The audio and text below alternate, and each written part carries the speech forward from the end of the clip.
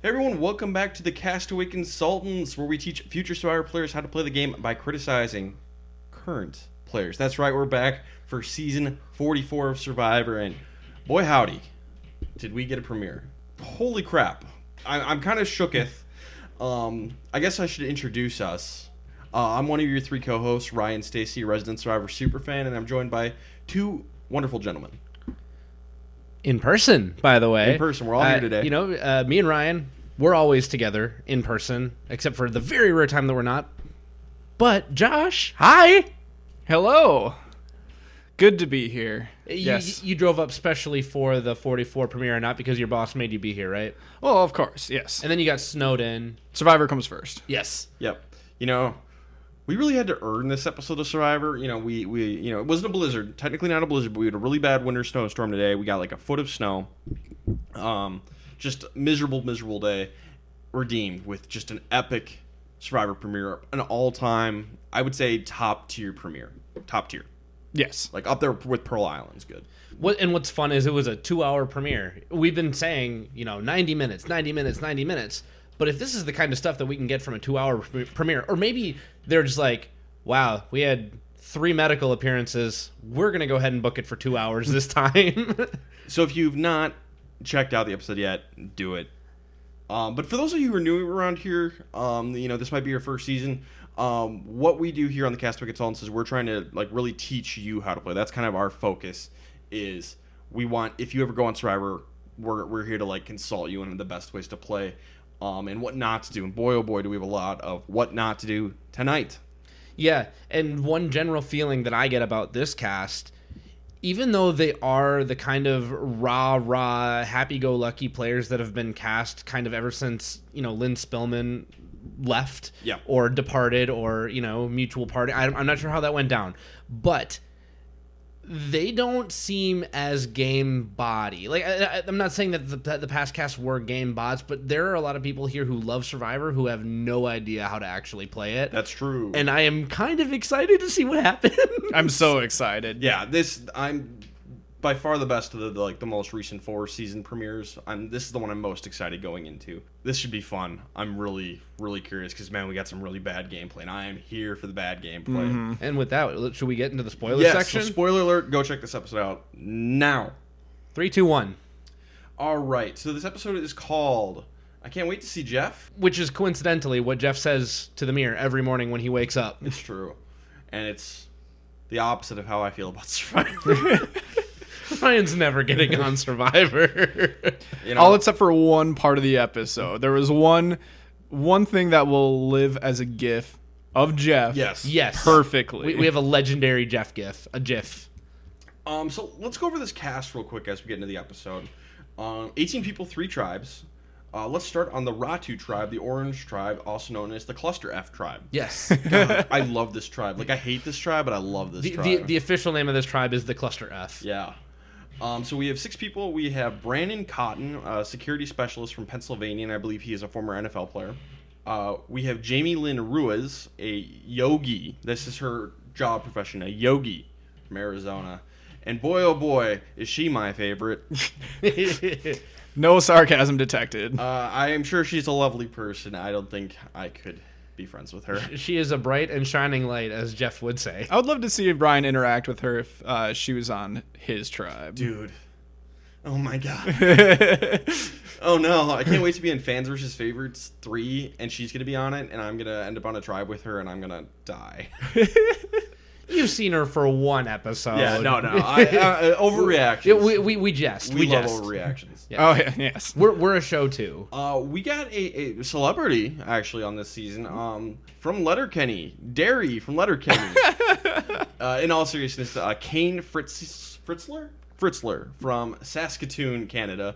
Come on. It's too perfect if you don't know who Derry is. Literally, look up Derry from Letterkenny. It is the same person. And he's from Canada. And he's from, not regular Canada. Super Canada. Super Canada. Actual Canada. The Great White North. Yes, real Canada. I don't know any Derry quotes, but I do love the quote from Letterkenny. Gosh, I'd be so good to you. Gosh, it'd be so good to you. Derry's great, but yeah, we got Kane. and it is uncanny. Uncanny. Uncanny. Uncanny. Letter canny. Uncanny? Oh, it's too perfect. It writes itself. We got Lauren Harpy. I'm not sure how to pronounce that. We'll learn. An elementary school teacher from Texas. We have Maddie Pamilla, a charity projects manager from Brooklyn, New York. And finally, Matthew Grinstead Mail, a barbershop owner from Columbus, Ohio. I would let him cut my hair. Yeah, he's very trimmed beard. Yeah, dude. Yeah. Nice beard. It's not going to last. I was going to say, I hope he's here long enough for that beard not to last. Soka Tribe, which is in green, we have Claire Raffson, a tech investor from Brooklyn, New York. Danny Massa, a firefighter from the Bronx, New York. And you can tell. Franny Marlin, a research coordinator from Massachusetts. Heidi Lagaris Greenblatt, an engineering manager from Pittsburgh. Josh Wilder, second survivor Josh. Yeah. A surgical podiatrist from Atlanta. And Matt Blankenship, a security software engineer from San Francisco. I feel like there's a lot of overlap here. Silicon Valley. There's a lot of engineers, I feel, or like engineering in the title. And finally, the Purple Tika Tribe. Which I really like this tribe. This Like is awesome I'm very intrigued. I know you're calling Ratu the Cluster F tribe. I am just so intrigued by the personalities on Tika and how this is going to play out. This is a fun group. We have Bruce Perrault, an insurance agent from Rhode Island. Who will be very important in the season. Carolyn Wiger, not sure. Drug counselor from Hugo, Minnesota. The Twin Cities. Yep. Representing our home state well. Hugo's not too far from where I grew up. And Josh's old roommate is from Hugo, actually. Oh, yeah. I didn't even know that. Yeah. Will. Josh has a roommate, Will, from Hugo. So, yeah, we know Hugo. I don't know if I've actually ever been to Hugo, but I've passed through Hugo before. I think I did pass through. I've never stopped in Hugo. Why would you? I don't think there's much reason to. Well, we know two people from Hugo. Let's just say, it's a great city. Great city. We have Carson Garrett, a NASA engineering student from Atlanta. Helen Lee, a product manager from San Francisco. Sarah Wade, a management consultant from Chicago. And Yam Yam, I hope I'm right with that, but I'm probably not. Arocho, a salon owner from San Juan, Puerto Rico. Our first Puerto Rican. From Puerto Rico, resident. yeah. Sandra Diaz Twine is originally from Puerto Rico, but like a current resident, Puerto Rico, which is exciting, but still no North Dakota. We're getting the territories. We're getting Canadians. Come on. No North Dakota, no Alaska. Minnesota does not count. Come on. All right, so that's our 18. We're going to lose 2 of them tonight. What? So let's jump into this thing, huh? Let's go. Yeah. So we get the classic opening challenge, as we do every Survivor season these days. Reward for first place team. They're going to get all their camp supplies. Second and third, they're going to go back and do a second challenge to Savvy or Sweat. The one really nice thing I like is second place will get to choose Savvy or Sweat. Third place will have to do the last option. I love that. Yeah, no choice. That's great. So during the challenge, Bruce gets a little too excited and dives headfirst at the obstacle. The first obstacle. The very first obstacle, the mud pit, to like really get into it, and hits his head. Lots of blood. We've seen head injuries on Survivor before, and they're not always serious, but they are bloody. And this one seems to be one of those until it's not. Yep. Some super cool slow-mo shots, though. Super cool slow-mo shots. So here we're going to take a second. I'm going to shamelessly plug Ryan's other podcast. It's How to Survive a Horror Movie. Well, this is how to survive any challenge in Survivor. Rule 3 on how to survive a horror movie is do your damn job, but don't die in the process. Well, your job is to win Survivor, but if you die in the process, you can't do your job. Getting under that obstacle that fast wouldn't have made a difference. No. So, like, I'm not saying, pull the NBA superstar and, sit out or, really half it for a while, but you could have probably halved that one. Just be careful. So, it's just, it bears repeating. Like, I get it. You're out there. You're excited. You can't wait to see Jeff. Yep. But like, take your time in these low clearance. If there's wood or rocks, especially wood, like they have some pretty sharp corners on them. So and just even more specifically, like if you hurt yourself on the challenge, it better be a challenge that you think you need, or you're going home. Yeah, those are the only ones. And guess what? That's probably not the case on the opening reward challenge. No, I don't think so. Especially when they can be taken away. The theme of this episode is like people who get like too excitable and they're like too impulsive. They're just like here and they're ready for the adventure, and they get hurt. And in one case, gets medically evacuated from the game. And another case could get voted out for it. Chill. I think that's the lesson of tonight's episode is chill. You gotta be chill. Play it cool. And don't get hurt. You gotta be like Cody, living. Yeah, you gotta. Or you gotta be like DK chilling, like Dean Kowalski from a couple seasons back. Just like, yes, you need to be present of mind, but you don't have to be present of action all the time. You gotta feel it out. Don't rush. Don't be impulsive. Think about what you're doing and don't get hurt. Don't fight the ocean. Ride the waves. Who wants to get medically evacuated on day one? Who wants to literally knock themselves out on the first obstacle of the first challenge? It's such a bummer because Bruce seemed like a good dude. Wow. What percentage of Bruces have been medically evacuated from Survivor? Is it 100%? Oh, it no. might be 100%. I'm struggling to think if there was a third Bruce on Survivor. I think we got 100% evacuation rate for Bruce. Oh, no. Twice as coincidence if it happens against a pattern. Wow. Don't name your kids Bruce if you want them to win Survivor. So they bring in medical. He recovers pretty quickly. Seems like it's going to be no big deal. It's not. It's going to be a big deal. It's a bigger deal. Yeah, I even commented during the commercial break, like, it seemed like they were really playing that up, and it didn't really end up being anything. I feel like they were just kind of being dramatic and over the top. And they're like, "Oh, Josh, whoops, boy, was I wrong." So it seems like Tika's going to win this thing. So they get to the final thing of the challenge, which is a really cool new obstacle where you have like 3 rings at the bottom of a giant post, and you have to like toss them up in the air. And there's a couple of nails that can block you at the top, and you have to try and get it off of the post. So Tika has a big lead. Carolyn's going to go up and not get a single ring, and both of the other tribes pass her. Whoops. Not great. We have to assume there was no ability to substitute because we didn't see much fallout with Carolyn for this later either. So I think it was she needs to do this, or too bad, so sad. So Soka wins. They get first place, and Ratu gets second. So Soko gets their stuff, Ratu gets the choice, and Tika can suck it. Essentially. Yep. One really fun thing that we're doing this season is also on all 3 beaches, there is a bird cage. Pretty close to camp, and in the middle of it turns out there's an idol. And then also a fake idol. You get both an idol and a fake idol if you can open the bird cage, but they have giant padlocks, and that's what's hidden in the jungle this time. Instead of the clue or anything, it's just the key. You're like, or the beware advantage. Yeah. We haven't seen any of those yet either. So and I think you need to call it by its appropriate name. It's the Medallion of No Power. The Medallion of No Power, yes. Like they literally said medallion. So all the tribes are going to find this bird cage and eventually be like, oh, okay, I guess we have a bird that's cage. Interesting. Is this tree mail? Is this tree mail? No, it is not. This is a cage. That is a cage. So Ratu is gonna do sweat, because the sweat challenge looks so hard. It's moving coconuts, basically going back and forth and collecting coconuts. Not only moving coconuts, but dragging them on the ground In a giant on mound. a beach. You get 4 hours to do this. Savvy is a puzzle. You get 15 minutes to do it. The trick is both challenges, just 2 people doing it this time, and you don't get a look at the puzzle ahead of time. Just do Savvy. Yep. Just do Savvy.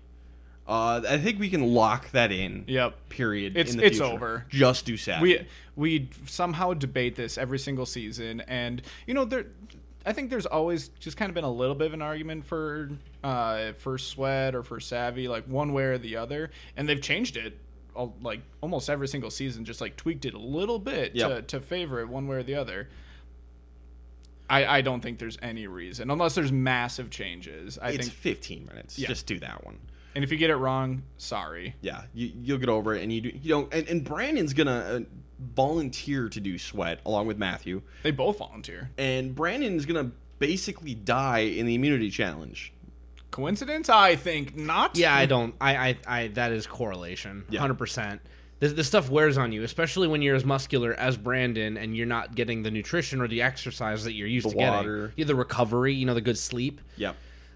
Save your energy. And not that it matters, but like a coconut can weigh a couple pounds per coconut depending on the size. The average weight is like 1.5 pounds. So you end up with like 100 in a bag and you're dragging that around. Yeah.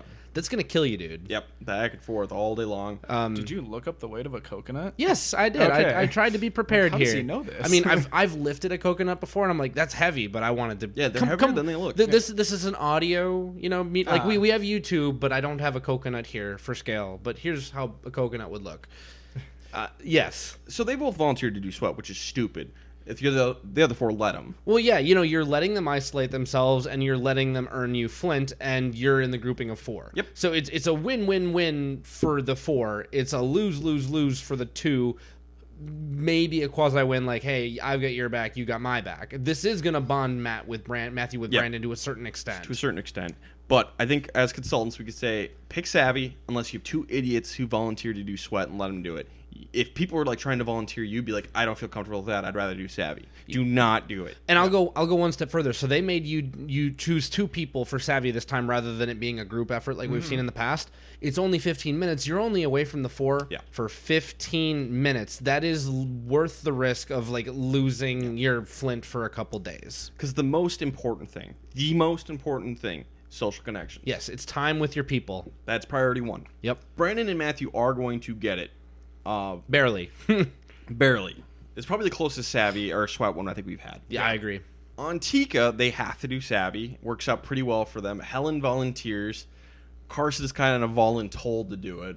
I do appreciate that from him. That's like, I don't want to do it, but fine. I guess if you are all making me because I look like a nerd. Yeah, it looks like, and I'm sorry, I will try and learn how to say your name correctly, but yeah, Jam Jam was like, oh, you're absolutely doing the puzzle, and Carson's like, fine if I have to. This is the right way to go about this. But I do think that these more modern era Survivor players won't hold this kind of thing against you as much. Yeah. So until we get back to recruiting Survivor players, I don't think this is going to burn you. So I wonder if he's going to be sharing, like, hey, I'm a NASA engineer. Yeah, don't. Do not share that. Hopefully one. not. I mean, it seems like could just he's say you're an smart enough engineer. not I'm to. a student. Well, he's a NASA engineering student. So I'm a student. I'm a Yeah. student. What are you studying? Math.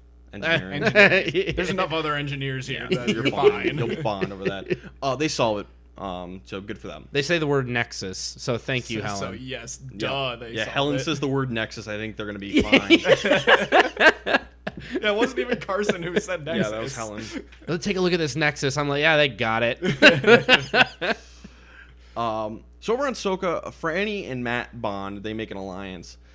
Maybe potential showmance in the future. We're teased that for the. Teased I that. want. Hint, nudge, I want to bring attention that this episode, everything they did was fine. Yeah, we got an alliance from them. Nothing more. I will say I kind of complain because they're over the top, like getting the long, which is Yes. okay. But nobody says anything about it. No one says anything, but they're in a very group, public camp setting. Gotta be careful. And I said it right away. I'm like, oh, that's a sign to be targeted. I was waiting for them to be like, everything is, turning up Matt and Franny, and then cut away to their other 4, like, those 2 are frighteningly close, but it never came. Oh my God, never Matt came. is Millhouse. Everything's coming up Millhouse. Yep. So over on Tika, Bruce is not doing well. Medical comes to check on him, and Bruce is pulled from the game. Night 1, that's a bummer. I can't be certain, but it seems like a concussion. Yeah. That's the kind of thing that can last, or go dormant for a few hours and then show up as your body winds down for the day, gets into recovery mode. It's like, I'm allowed to feel pain now. There's no more danger. Concussion protocol, baby. Yep. Yeah. We're not allowed to speculate on the injury here, but Well, we're allowed to Yeah, speculate I on know. injury. I was being an NFL announcer. Oh, yeah. I predict Bruce will play again. I think that because they kind of like tease it almost a little bit, like, oh, Like we'd love to see you back times here. it was mentioned. I'm gonna make a bold prediction, and I don't know if this is true or not. If there's any spoilers out there, I don't know. I think we're gonna get maybe a returning captain season, kind of like we did with Philippines. Ooh. And I think we're gonna get Bruce, Jackson, and Pat from David versus Goliath back.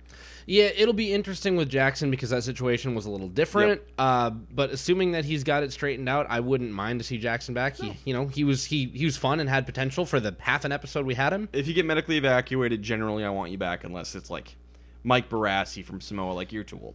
That's a bold prediction, though. Yep, I'm calling it. Not just that it's returning, because you can make the prediction that it's returning, but you're calling out the format. Yep, I'm gonna do it. I like it. I loved that format, especially because they were all super flawed players in Philippines. And all these three have so much potential, good or bad.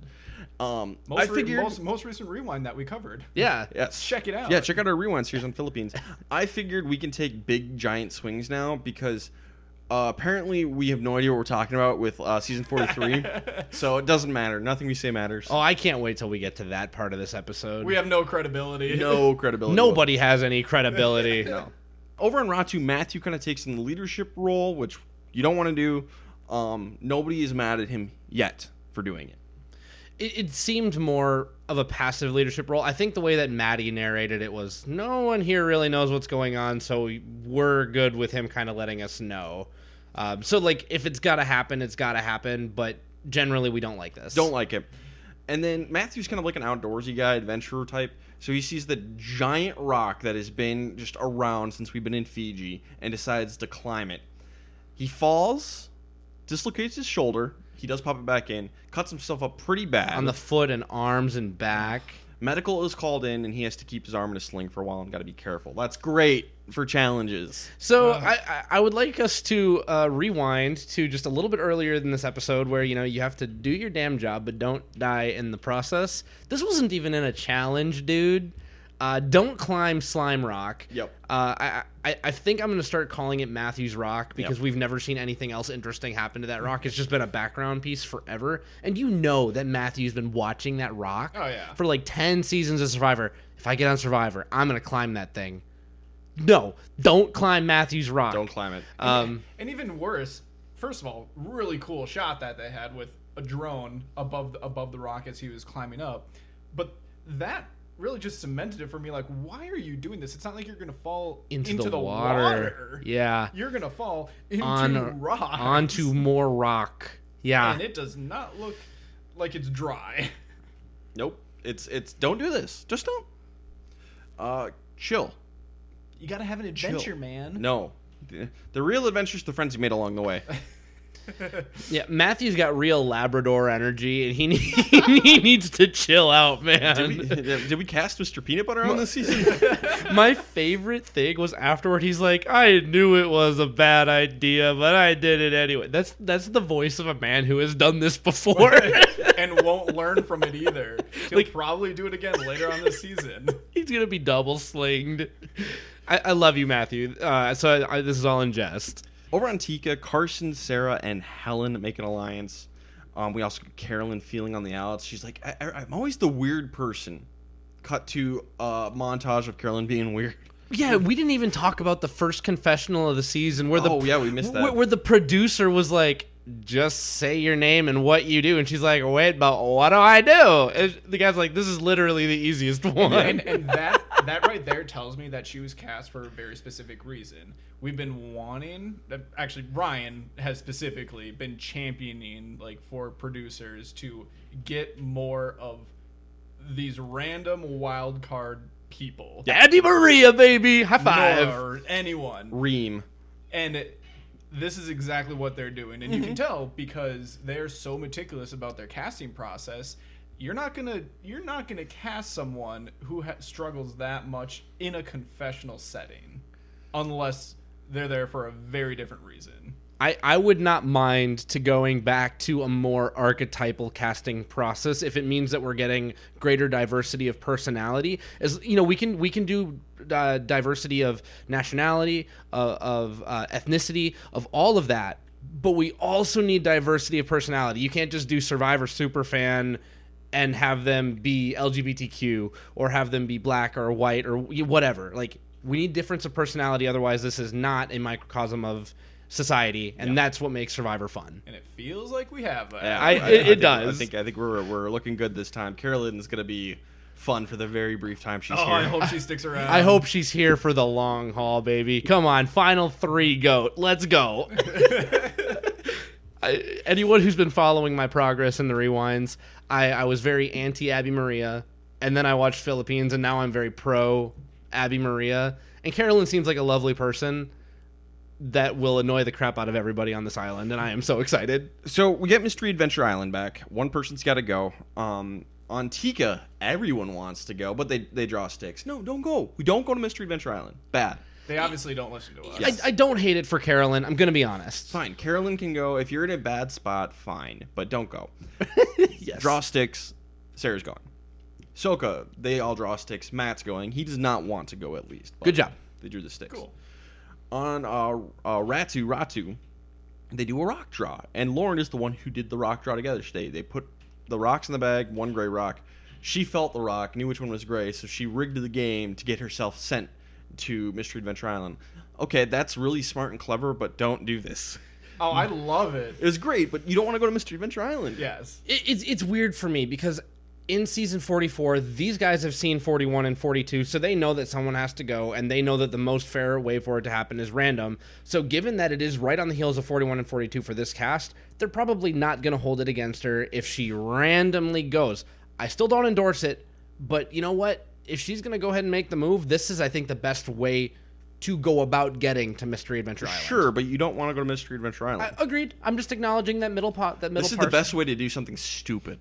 Hey, you know what? If you have to do something stupid, Which you don't. you have, if you want to do it the best way. Plus, since I don't know, the first since 41, it seems like they really nerfed the advantages that you get at the island. Which like, is it's not good. Like you're Which is gonna good. You're not getting a super idol or anything. Let's like hope that. not. Oh yeah. And Before we get knowledge's power. before we get knowledge's power back Which next we did episode. once. Yeah, it's going to be back next episode, I bet. Maybe not next episode, but the one after that. Yep. All right. While they're gone, Ratu decides to go out and look for the birdcage key. And they go in groups. Brandon is going to find the key and try and hide it at first, but he suspects Maddie saw him. So he tells her. And he's like, we should probably tell the rest of the tribe. And Maddie's like, hold up. How about we don't? And eventually Brandon's going to just tell everybody and get open the cage. And Maddie took that personally. She now wants Brandon out more than anything. And Brandon is a huge dude. And now Maddie's going to spend the rest of the episode just gunning for Brandon just because he didn't want to hide the idol key. And I mean, I will say, bad move by Brandon. Like, this is an opportunity for a personal connection, strategic connection, and the possibility of withholding information from other tribe mates, since you're probably going to benefit from whatever it is that you're getting here. So I wouldn't hate this, at least in the short term. But on the other side, Maddie... Chill. Just tunnel vision after Chill. this. Like, she takes this, and you can think exactly what she said in confessional. Yep. That she's like, oh, I don't trust him. He's not going to work with me. So what use is he to me? Sure. That is perfectly correct. Just stay with Stop that. right there. I've got Brandon's ideal scenario already worked out in my head at each stage. Step 1, learn how to pocket something surreptitiously. Step 2, I actually think he did very well. If you think that Maddie saw it, you have to out it to Maddie for sure. Yep. And 3, you don't know Maddie that well yet. And if you haven't talked to her and you don't already have kind of an alliance figured out, I think you tell everyone. Yeah. I think Brandon made the right move because Maddie's like, well, he clearly doesn't want to work with me. No, he did not let you manipulate him into not showing the group. Whether she knew it or not, she was kind of taking control of the situation when she's like, wait, let's stop and think about this. She's now made it her prerogative, even though it's his key. Yep. So I'm glad that he took ownership and said, let's open this cage together. This is the right move. Yeah, I think you needed to handle it better and, like, a little more delicately. Like, I feel like if this was day 15, I'd be 100% in just to keep this between us. But we're on day 2. I think this time we should open the cage together and, like, because it might help the tribe as a whole. Next time we find a key together, let's keep it secret, though. I think what you do is you're like, no, we need to tell everybody. Like, I just go in, we need to tell everyone. This was our agreement. I'm going to do what we agreed to do. And just have that puppy dog energy for a second. You just got to... I think he could have played it better. He probably could have. So he's going to get a hidden immunity idol and a second idol. That is the medallion with no power. The medallion of no power. Dummy idol. At first I thought they might hide this from Lauren, but apparently she knows about all of it. When they get back, they fill her in. So That would have been interesting. that would have been good. Everybody knows about the idol except Lauren. Oh, plant the medallion of no power. Oh my god, that could be fun. Sorry, Lauren. Not gonna happen. No. All right, so Mystery Adventure Island proper this time. So we get our 3. They go up. They do their trek and they get to their game. They have to go off on their own, and they each get a bag. And inside the bag there are 3 things you can draw. One of them is an advantage. The other 2 are lose your votes. If you lose your vote the first time, you can draw again and try and get the advantage. But if you get the second lose your vote, you lose 2 votes. Like the next 2 tribal councils, you lose your vote. So I think the right strategy here is to just draw out. Yeah. I think that's the best way to go. Because if you lose your vote at 1, you might as well try and get something out of this. And 1 and 2, not much of a difference. So I think the right strategy with this particular game is just draw out and try and get the advantage. Because you can't opt out. You have to draw. Yeah. If you could opt out, you probably opt out, but you can't. I completely agree. It's weird. I actually don't think I do. I think you draw 1 because you're forced to, and then just leave. I would hate to be stuck in a Chanel situation with how the game is shifted, where like literally anybody at any time can lose their vote, gain their vote, extra vote, steal a vote, bank a vote, block a vote, kip a vote, all whatever. I don't know. Just take your pill. Maybe it's a sugar pill and maybe it's a poison pill. I don't know. I think I just stop at 1. And then I go back and I be honest about it. I lost my vote. I needed to draw. Corroborate my story if you must. And I'm an odds person. I am. But Mystery Adventure Island is just not something that I want to play with. Here's the one extra thing. Well, hold on. Yeah. You're already there playing it. You're there. The Right. ideas are all running around other people's heads. You're there. I think you might as well get something out of it because everyone else thinks you're going to get something. I see where you're going with this, but losing it for, like, if you're on a tribe of 6 and you lose it for 2 tribal councils, that means if you go to the first one, you're going to be down to 5. Yep. Unless that someone gets medically evacuated. That makes your second vote so important. That makes that second vote in a row too important to me. The first vote, you might as well just, like, sunk cost. That's gone. You know, more than likely you lose it. The second vote, math is so important on a tribe of 6. So important. And I can't risk that. I won't do it. Sarah, she draws, loses her vote. Draws again, she's going to get the inheritance advantage, which is a new one. Basically, you play it at tribal council, and it's unclear if you have to, like, announce it. Do you have to say, like, I'm playing this before the votes are read or something like that? We were told nothing. We don't know enough about this one. Seems potentially OP. Yes. But you play it, and anything that was played at that tribal council, you get. So idols, advantages, anything, you get that in your pocket instead. I have a feeling like I have a feeling that it's going to be secret. Like you play it in secret at somehow. I'm not sure how. I would kind of hope you have to say it out loud before it, during tribal council, and then people have to be like, "Ooh, I don't know if I want to play anymore," because she'll get it. Maybe. And I don't even want to speculate on it because the rules were so unclear. Yeah, we don't know. But that's what I hope for. Matt loses his first vote and his second vote. Wow. Lauren, first try, she gets the bank your vote advantage, which we saw something very similar, if not exactly the same, with another Lauren back in Heroes, Healers, Hustlers, where you can go up to vote and you just take your blank parchment and you don't cast it. You can take it home with you and you save it for another time. Yeah. So between our Bruces and our Laurens, we are repeating ourselves historically in Survivor today. So Lauren gets that one. Back at camp, Matt is going to show everyone the paper, like, yeah, I lost my vote. Just one, though. He's not going to bring up the second one. Somebody asks him, like, oh, like, just for one or, like, permanently. And Matt, the way it's edited, it makes him look like he is a bad liar, but nobody says anything about it. So I'm wondering if that was just a trick of the editing.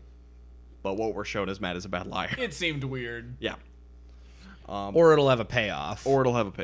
Sarah tells her tribe that she did risk her vote and she does not know the results, which is something we saw in 41 and 42. I know, Josh, you said you didn't like this lie. Yeah, I didn't like this because historically we've seen that it's the exact same thing. Like, they might not go to Mystery Adventure Island every single episode, but they're going to go more than once. Almost 100% for sure. Yeah.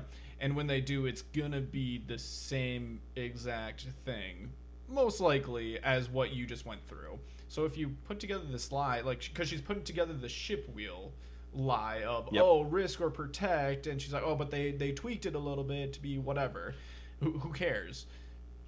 I have an issue with her just explaining it in that way because someone's going to go from this tribe either in a couple of days or maybe a week from now, whatever it might be, and they're going to see that it's not Shipwheel Island. It's not going to be the exact same scenario as what you guys saw in 41 and 42, and then they're not going to be able to trust you because they're going to come back and essentially be like, yeah, that wasn't, she was just lying to us, so what else is she lying about? Did she get some other advantage?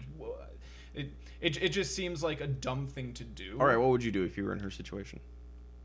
I would explain exactly what the situation was. The truth shall set you free. But Yeah. she got an advantage. Do you tell people about that? The inheritance advantage. What was her answer this time? Because it was, she basically said, "Oh, it's Shipwheel Island." Like She said she doesn't know. Yeah, she doesn't know yet. Because she's like, I'll find out later. At Tribal Council. Okay, so just say that. That because- you got an advantage and you don't know what it is yet? No, that she doesn't know the results of it, but like at least have the bag format. That's all I'm saying. Like change it from the Shipwheel format to the bag format. I don't care what the result she's gonna say is. Like that she can lie about all day, and I don't know if really she care about. specifically said Shipwheel Island. She did. Okay, did she? Because she talked about the risk and Okay. protect thing. Okay. I didn't realize that's what you were hung up on. That's funny. Because it doesn't matter. That was an unnecessary detail that she added in. Okay. That's going to be a very obvious lie in 3 days, probably. Sure. Okay, because I was going to say, like, I don't mind the lie because you just keep them in the dark a little bit. So it's like, I don't know. We'll see. Unless I completely heard that wrong and she was describing something else, like and just like comparing it to the Shipwheel, but that's the way that I heard it. You know, tell them what you had to do. Maybe don't tell them what you didn't have to do. You had to draw the first one. You know, you can tell them you lost your vote if you got the advantage, if you want.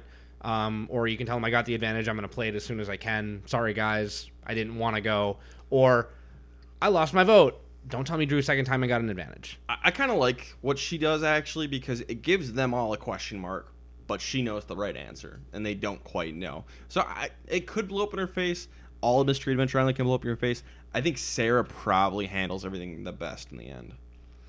Because over on Ratu, Lauren's going to tell her tribe that she lost her vote. She didn't. She got an advantage, and that is going to blow up in her face later on. Not necessarily. No, it's not, though. Yes, it is. There's a little mystery. No, just because she didn't show a piece of parchment. It's going to blow up in her face later on. It is. That she doesn't go home. Yeah. But it's going to blow up in her face. I mean, Matthew brings up that they might not be able to trust her because she didn't show them the parchment that she didn't and get as a vote. soon as they ask, that's done. If they do ask. Yeah. Because she said she lost her vote, right? Yeah, she didn't. And she used her swap thing tonight, so she didn't vote. Yeah, she could get away with it, I suppose. I just think that she's actually going to sneak away with it here. Maybe she will, because the rest of this tribe is a cluster F. That's the only There's reason. so much other stuff that's going on. I think, like, swap out this tribe for any other tribe. Take out Lauren and put 5 random other people from Survivor on, and Lauren goes home tonight. Maybe. I'm just thinking about Chanel. She'd find some way to mess this up. Definitely. All right, immunity challenge. Penalties are back. Don't like them. We get the greatest idol of all time, the immunity idol, best one of all time. It is a sword and shield straight out of Hyrule. And you get a shing.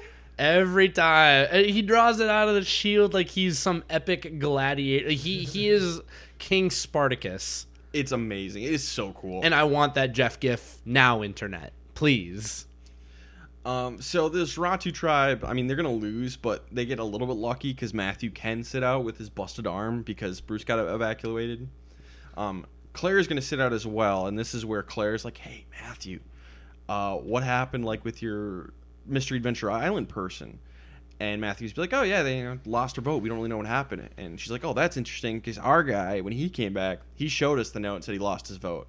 And so Matthew's like, oh, that's interesting. So Lauren's a liar. Right. And this is where he's assuming. I mean, she is a liar, but like this is where I feel like it'd be easy for Lauren to cover up. Just be like, "Oh no, I didn't keep the parchment." Keep the parchment. Well, yes, keep the parchment, but I feel like it's an easy like one to cover. No. Because consultant time. If anyone ever tells you they didn't keep the parchment, they are lying. They want the souvenir. They are lying. They keep the paperwork. Now, what would be fun if Survivor started instead of like giving out like notes, like print the instructions on a tree, and like here, leave the thing at the tree. And like the note is written on the tree, and they don't get to take anything with them. So it's real, but there's no note to prove that it's real. That'd be kind of fun. Or Mission Impossible style. This message will self-destruct in 5 seconds. Perfect. Burn this note after reading. Yep. You know, so like there is no paperwork. There's no paper trail. That would be fun. That would be a fun route for them to go. So Jeff, we know you're a big fan of the podcast. Burn the paper. Yeah, clearly he's copying us. He's got his own podcast. Yeah. On Fire with Jeff Probst. So during the challenge, during the puzzle portion, Brandon collapses because he did the sweat challenge earlier. Yeah, cramping. And basically just has to sit out the rest of the challenge. So Ratu's down their biggest guy. In a challenge very predicated on physical strength. Which this challenge was designed for 6 people. Now you have to do it with 4. Oops. Which we just saw, 2 seasons ago or something? Yeah. So Soka wins, obviously. Because duh. And I'll make the same prediction I made out when we were watching the episode live. I don't think they will lose a single challenge. I think Soka's going to make it to the end intact. Undefeated. Yeah, I think so. Which means that the winner will not come from Soka. Probably. Because they'll never go to Tribal. Hey, happened in 41. Yeah. And TK gets second, so the Ratu tribe is going to Tribal Council. And boy, am I happy. Yes. Just because I love this tribe. So Matthew immediately tells Brandon and Kane that Lauren is lying. They bring in Jamie, so they're like, "Okay, cool. We'll take out Lauren. She's a liar. Cool, easy. Stops there, right? Should be. Maddie and Lauren talk. They want to take out Brandon because Maddie hates Brandon. Lauren is like, maybe I'll play my bank, my vote, or maybe I won't. I don't know. But they talk to Jamie, and they want to bring her in. And Jamie is, like, the most nervous player I think we might have ever seen on this show, or she's, like, losing it. Her facial expressions are hilarious. I mean, she's randomly considering playing her shot in the dark, because she's scared it's her. Her name has literally never come up. All of a sudden, Matthew and Brandon are worried about the girls, because, you know, Brandon and Maddie had that thing. They obviously don't trust Laura. Now Jamie's just being erratic. It's just madness. And so Maddie starts trying to bring in, like, Kane and Matthew to take out Brandon. So it's just like, what is going to happen here? It's absolutely insane. We have 3 big targets here, and it's just madness. And this is a good time to rewind for a second. Because Brandon found that idol, public forum style, he should have probably been telling everyone, I'm just going to play this at the first tribal. I don't want the target on my back. We found the key as a tribe. We know what was in the birdcage. I'm just playing it. Vote for somebody else. And then you can decide to keep it and burn some credibility. Do what you want with that. Like that's not for me to tell you what to do. But like probably just play it. I'm guessing what happened is he just got spooked at Tribal Council with what's going to happen and just like played it. I think so too. That would make the most sense from what we saw. Don't blame him at all for that. Tribal Council. One of the coolest Tribal Council sets of all time. It's a medieval castle in the middle of the jungle. In the middle of Fiji, exactly where medieval things happen. Why not? I love it. I mean, I was pitching an Old West version of Survivor. Like, this is great. We haven't really had some good themes in a while. Yeah, it's been a minute. So this I am on board for this. Yeah, we're the cheeseball themes. I'm so ready for like Survivor, knights versus peasants, serfs versus There's lords. a difference between themes and gimmicky. Let's do an Atlantis themed season. Yes. Let's go. Yes. Specifically the movie. Greek gods. Let's go. Let's go to Greece and we'll film a season. Champagne, France, wine versus beer. And also, like, up at the voting booth, there's like a chessboard for some reason. I am predicting there is an idol at that chessboard. I don't know if it's like create a checkmate or on the bottom side of one of the pieces, like the king or the queen or something like that. There is 100% an idol up there. I hope so. Or 100%. There's something. Pretty sure they've done something like that on one of the international versions. And I guess I don't know about that, but I know they have hidden an idol at Tribal Council. I'll say that was in South Africa, I think. Ever since Winners at War, when Adam tried to take whatever it was called, like off the podium. Fleur-de-lis, yeah. Fleur-de-lis. Ever since then, it's on the board. You know they've thought about it. It's literally on the board. Yep. So that's my prediction: is you have to make a checkmate at the voting booth, and that'll be an idol or something like that. More bold predictions. So Jamie says she's playing her shot in the dark. It's like, I'm just gonna do it. I'm like, what? Okay, well, fine, I guess. She does. Lauren banks her vote, and then shockingly, Matthew also plays his shot in the dark. So we're down to 3 votes, and I'm losing my mind. Matthew is not safe. We get our first we get our first like successful shot in the dark play. Yeah. Jamie is safe. No votes were cast towards Jamie or Matthew. Yeah, she rolls a nat 20 on something innocent. Yeah. Just 2 very paranoid people. Yep. And Matthew has been the entire episode because he thinks that they look down on him for being old or smaller. Yeah. Who knows? I'm tinfoil hat on for a second. I think that Matthew played his shot in the dark to abstain from the vote because he felt like a majority was going to Brandon, but he knew Brandon could play his idol and didn't want any of the blowback from anybody. Like, why didn't you vote with us on Brandon? That'd be interesting. And then Brandon can't be like, why did you vote for me? He's just like, Jamie's abstaining. I'm scared because of my hurt arm. Yep, and I just don't want any part in this. If he can pull that off, and if that's true, that's impressive. Yeah. We'll see, I guess. I bet you they might reveal it at the beginning of episode 2. Yeah, maybe. I am interested to see what happens, but that's my prediction. Tinfoil hat off. So Brandon plays his hidden immunity idol and saves himself. Both Kane and Maddie voted for Brandon, like the biggest guy out here. Anybody read a little book called the Bible? Never trust somebody named Kane. Ever. So that means those 2 votes are negated. That means there's 1 vote that counts tonight. Brandon's vote. And he votes for Maddie. Good for Brandon. Has someone gone home with 1 vote since Chaos Cast and Kagian? Lauren Rimmer. Lauren Rimmer. Yeah, Ben okay. Driebergen played his idol, negated all votes, which was everything but his vote. Oh, Lauren Rimmer. right. So, guys, Maddie's out. Did the right person go home? I think there's 2 answers to this. Okay. The first answer is no, because it should have been Lauren right away. Okay. The second answer is yes, because everything went correctly. Like if you're just looking at like starting at tribal council, but it never should have even gotten to this point. It should have just been Lauren right away. I'm going to grade this based on everybody who cast a vote. And I'm going to say then yes, because based on everyone who cast a vote, the idol should have been played, which it was. And Maddie is the person that Brandon should have voted out over Lauren because he knew that Maddie didn't trust him for whatever reason, and she was being sketch about it. So I'm going to say yes because, Jamie and Matthew, they kind of said, I'm riding the waves. I don't care what happens. And then everything else fell as it may. And Lauren played her. Lauren banked her vote, which was, again, her choice. So she felt that was best for her. She got that done. The other 2 got to play the shot in the dark. They succeeded in what they wanted to do. And then everything else happened the way it was supposed to. So I like Lauren banking the vote. That's great. Because she doesn't know her lie's been exposed. Might as well keep going with it. All right, cool. So really my big question is, because obviously Brandon and Matthew seem to be on one side. We got Maddie on the other. And that leaves Kane and Jamie. Jamie's going to play Shot in the Dark for no reason. My real question is, who did Jamie and Kane feel closest to? And I think Kane answers that question for us with Maddie. So if that's the case, then Jamie should not have played Shot in the Dark. But even without that, yeah, okay, fine. Vote Brandon. Take him out, I guess. Or maybe you could have even split the vote. Well, if you have someone with Jamie, I don't think you could split any vote with Jamie. Why not vote for Matthew? I know you want to get the idol out, but he's the one with the injured arm. So I voting for Brandon, I don't think was 100% the best move. I feel like maybe Matthew was probably the right person to go home here overall. Obviously Brandon in the right thing playing his idol, and for Brandon this is awesome. But I'm gonna go with no, the right person to not go home. I think probably should have been Matthew. And that's a fair grade. I'm looking at mine from a very specific angle. Like 3 people chose not to vote.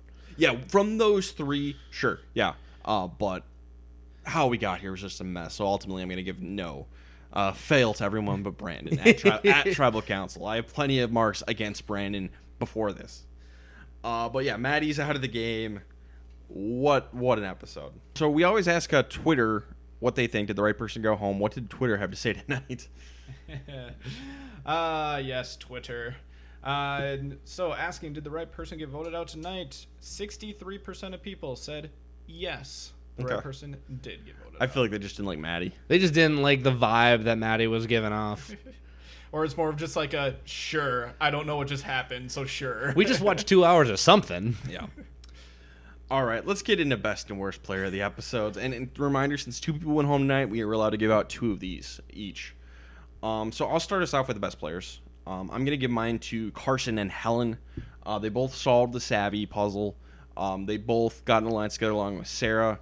I'm going to give Sarah an honorable mention. She went to Mystery Adventure Island. She's got that stink on her. Not 100% her fault. I'm just, maybe in a different situation, I would still give it to her because she did get the advantage. But I'm just going to give it to Karsten and Helen instead because they ended up safer, I think, overall. But all three of those, I think, are the clear best three of the episode. So Karsten and Helen are my best players of the episode.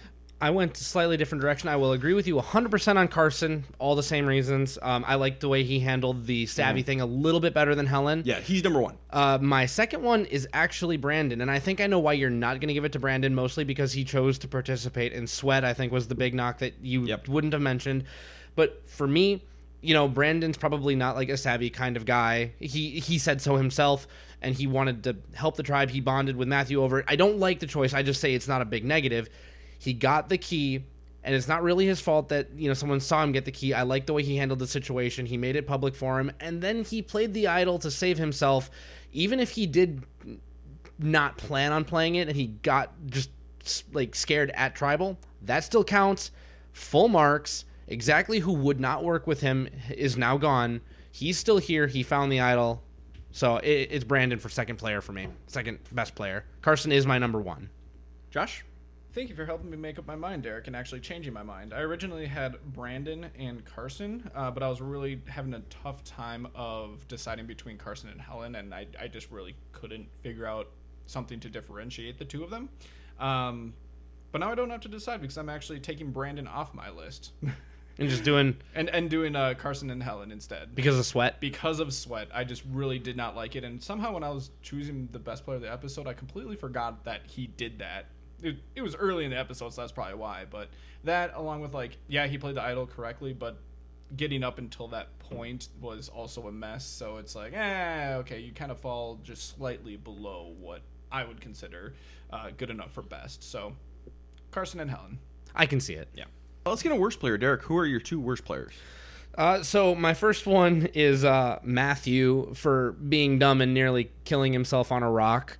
You can make an argument for Bruce, but again, we can't do that because he went home. Yep. People who got eliminated are not eligible. And then, I don't know the true motivation why he played his shot in the dark, but this wasn't, it felt like at best a move for him not to piss somebody off. And at worst it was panicky, silly, impulsive, and not good survivor acumen at work. So Matthew for number one for me.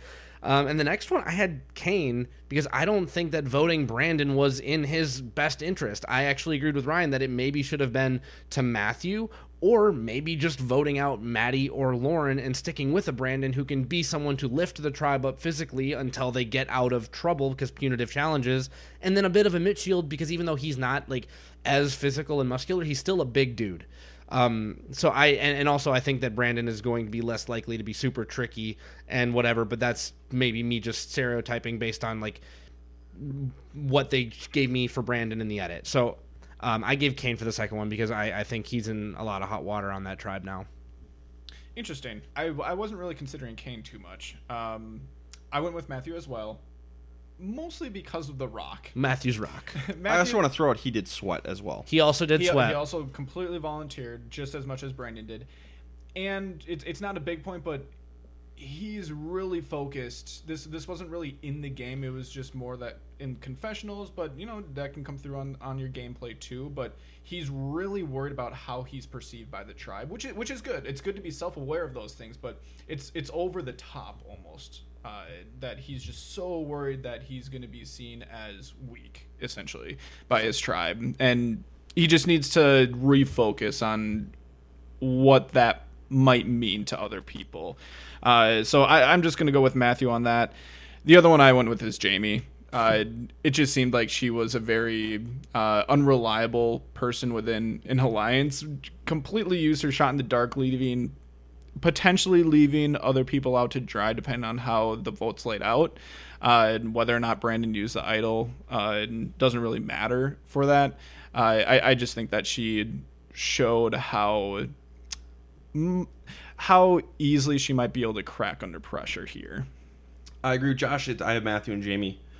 Matthew, I also want to throw in that he took the leadership role, which it's working out for him so far. I don't love it, though. And then Jamie, what I learned in this episode is never be in alliance with her because you cannot trust her. She's too wishy-washy. Yep. I mean, yeah, I guess anyone, maybe a couple people don't want to be in an alliance with Kane, but everyone needs to be wary of being in an alliance with Jamie now. So I respect the picks, guys. I do. All right, let's get into who is going next. Josh, why don't you start us off on the Ratu tribe? Who's going next? I'm going to go with who it probably should have been here. I'm going to go with Lauren. Yeah, she has a bank vote, but it's very possible that she goes up before she's even able to use it. Yeah, that's it. Just going with her. I'm going to go with Brandon instead on that one. I think the Kane, Lauren, and Jamie block will come together this time and take him out. And they have enough. And now Brandon is without hardware. I agree, Brandon. I'll take us over to the Sokka tribe. And I think on Sokka, Matt is going to be next. I'm scared because we get teased of possible showmance. He doesn't have a vote. People know that he doesn't have a vote. I think they might just swoop and break up that showmance, take out Matt. And I actually am going to go with Franny for the exact same reason, but they'll keep Matt around because they know he doesn't have a vote. I can see that too, for sure. So I'm going to say Franny, but they're going to break up the showmance. Yeah, same thing, except I went Matt. Derek, take us over to the Taki tribe. Tika tribe. Take us over to the Tika tribe. Who's going next? I actually am going to just throw out Sarah. I think that they're going to get spooked by Mystery Adventure Island, and they're going to vote out Sarah. I think this is pure editology. Conventional wisdom says that Carolyn should go home, but I don't think she will. And for the record, I don't think that the Tika tribe is going to even go to tribal, so I'm just going to pick Sarah. Whatever. How about this? I don't think they're going to go. I'm going to pick Carolyn. I'm going to swap. This is going to be Carolyn. I'm swapping, but I don't think they're going to go. Okay. Whatever that was. Carolyn's edit is too strong for her to go this early, but she's the one they should vote out. You know who also had a strong edit that went home second? Vince from Worlds Apart. That's true. Good old Feathers. I went with Billy Garcia. Oh. There was a reason for that. I'm just saying strong edit vote out second. Yeah. I'm going with Carolyn, mostly just default. There was an actual alliance that was made on this tribe. We didn't see that from other tribes. Yeah, and it was Helen, Carson, and Sarah. So. Yeah, it's Carolyn. So now for my favorite segment that has destroyed all of our credibility. Who now win the game? You sure you don't want to get rid of this segment? I love it. It's my favorite segment because last season, I believe in the very first episode, we all said Mike Gabler could not win the game. And we were all horribly, horribly wrong. I swapped it one time to somebody else. I didn't. And then jumped back to Gabler. Last season is exactly why we did it. Yep. Like, that's why we do that segment. I never dreamed that it would show up, like, the second season that we did it. So that was fun. So, let's pick who our winner, who's going to win the season with who cannot win the game after episode 1. It's Carolyn. God, this hurts because I'm having like wartime flashbacks of us just going Gabler, Gable. It's Gabler. Do we even have to say it? It's Gabler. But it's Carolyn. It's Carolyn. Do I need to say anything else? It's Carolyn. If they're gonna keep offering me this super obvious forbidden fruit for this segment of our podcast, I'm gonna bite it. I'm gonna eat. Like, eaters gotta eat. I'm gonna eat it. I'm hungry. I'm hungry. Don't bite the apple. I bit the apple. The apple has been bit. We can't wait to be proven wrong once again. Yeah. Your winner was Survivor 44, everyone. Minnesota's own Carolyn. Yep. Hugo's own Carolyn. Hugo's own. So we started last season the Survivor pool between the three of us. Basically, to sum it up real quickly, we try to last as long as possible by picking someone each episode who we think is the least likely. Actually, no, not the least likely, but we pick someone who we think is not going to go home in the next episode. Now, the one catch is you can only pick each person one time. That means that, people could start going home, and like we got in season 43, just last season, me and Ryan ended up being kind of strapped for people at the end of the season because we just ran out. We ended up tying and having to do a reset. Yeah. So we're each going to go through, pick someone. I'm going to mark them down, and those people are no longer going to be eligible for us to pick in the future. And if that person goes home, you are out of the game for the rest of the season. Like Derek was last time. In like week 3. I'm going to pick Naka again. And since you did so great last time, Derek, you can go first. Yo, this was probably the hardest thing for me to decide for the night because anybody could go next. but I am going to land on Helen of the Tika tribe. She's in an alliance of 3, and I think in a good spot. Famous last words. We're not established in the game yet, but picking someone in an alliance of 3 with someone like Carolyn on the tribe, I think is about as safe as I could be without an idol. So that's I'm landing on Helen. Josh? Yeah, I bounced around quite a bit between what my strategy was going to be here, if I was going to be really aggressive or really conservative at the beginning of the season. And this might be dumb. Might be real dumb, especially since something that you guys mentioned. I'm going to go Carolyn. Okay. I was debating between her and Brandon, honestly. And I just think that tribe is safer. And I agree. They could both go home, but I'm going to go for hopefully she goes out early. The Derek strategy, I see. Yep. Hopefully she goes out early and I use her up and cast her aside. Well, I'm going to stick to my strategy that I used last season that almost won it for me. Almost. But it got me to the end. And that is picking people who have advantages and idols and whatnot first. Right now we only have 2, and Lauren has the extra vote. This is extremely risky, and I recognize that. I could very easily be out next time. I'm going to go with Lauren. I could see any one of us. I think Derek is the safest, actually. On paper, but you know what? Derek's just trying to last more than 3 weeks. Yeah. I just want to be included, guys. All right, last thing we got to do is our official winner picks for the season. Official winner picks. Season 44. Let's see how we do here. Josh, kick us off. Who is your winner pick? Oh, why am I first? Okay. All right, before I get into this, I would also like to know what our viewers' winner picks are. So please DM us, reply to any of the stuff that we send out, because I would love to hear what people's thoughts are after the first episode when it's as unbiased as you can get. So go do that right now. All right. My winner pick. I actually didn't have that many finalists. Usually I have a lot more than this. But I had 2 from Tika, being Carson and Helen, really. From Soka, I had Josh as my only finalist. I really liked Franny and Matt, but I do not like how out there how loud they are with how close they are. So I think one of them is going to go really early. And I actually think whoever remains between the 2 of them has a good chance of going pretty far in this game. I just don't know who that's going to be, so I'm not going to pick either one of those 2. And then from Ratu, good luck picking someone. I actually had Kane as my finalist there. But I'm actually going to hop over to Tika and choose between Carson and Helen here.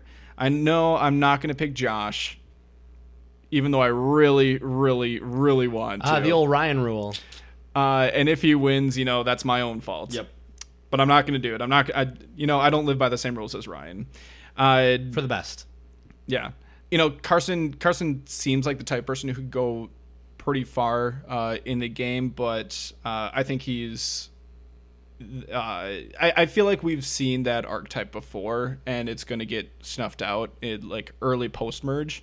So I'm going to go with Helen as my winner pick. I think Carson's too young. He's 20. I like him. I don't think he's going to win. The other ones I liked Helen, and then over on Soka, I like Claire, and I like Heidi, and then no, I'm not going to Ratu, but I'm also going to take Helen. Nice. Wow, I'm different from you guys. I thought you were about to say 3 for 3. No. So funny. The first name I wrote down is ultimately my winner pick. But the name I was most interested in early on was Matt, because they kept doing little cutaways to him on the beach, and I looked for that stuff in the edit. And then I found out that he's likely in a Showman's next episode. So right off the chalkboard. So now I'm down to anyone else on Soka, which I wrote down Claire as the only potential. We're going to ignore Ratu. Yep.